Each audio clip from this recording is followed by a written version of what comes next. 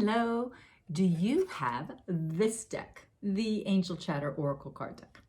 Do you? Huh? So if you're used to Oracle cards, you may not need to watch this video, but certainly you can, because true to course, anything with me is a little bit different. Similarities, certainly, because they are Oracle cards, but we do have a few different rules that other decks don't have.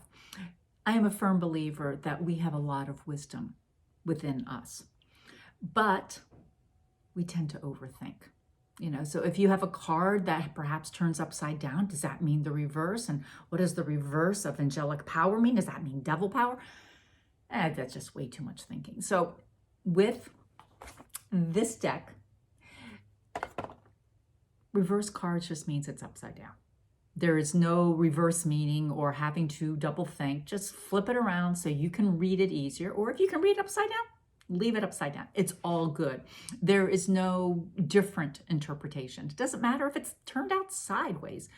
The message is the message. Is the message. Now, one of the things that you may have noticed if you have my deck within the guidebook, every angel, so I'm just going to randomly open. So here's one of Michael's cards with the message of embrace. So here's the card message right here in bold. Here's some additional, more in-depth perhaps message regarding to embrace. And then on this side, we'll offer you information about that angel for that card. So in this case, it's all about Michael. So you're going to have information for a crystal that resonates. Where is their light temple?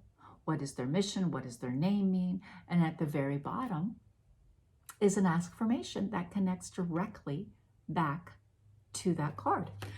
So this is one of the things that makes this deck a bit different.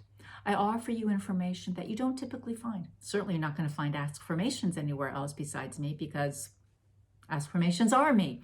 I have yet to find a deck that includes a light temple. I have yet to find a deck that includes their area of speciality. So there are different ways to become a bit more empowered. All of this is part of your growth. The information is there for you whenever you choose to read it, take note, and embrace it. Now, this deck is indeed a larger size, right? I've gotten comments on that since they first come out. Wow, this deck is big. Wow. Because of that, I don't shuffle them the way you would with a regular playing card deck. One, that tends to bend them over time. And for me, it's a little bit disrespectful to them, the angels, and certainly the card deck, because you're bending them too much. So for me, it's this. But why are they so large? Simply because they are a different size. It is a lesson for you to be a bit more aware. How often have we learned something such as tying our shoes, and when we first learned, we had to focus and the tongue came out because we were concentrating so hard, and now we can tie our shoes and have a conversation and probably eat a lollipop at the same time.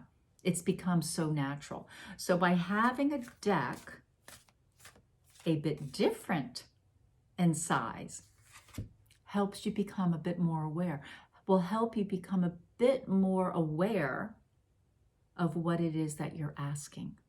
What would you like clarity on? What would you like inspiration or guidance? So this little tweak of a card size is just one more lesson for you to be. How's that, right? So I hope you enjoyed this, and I will see you around in the next video or so. Bye for now.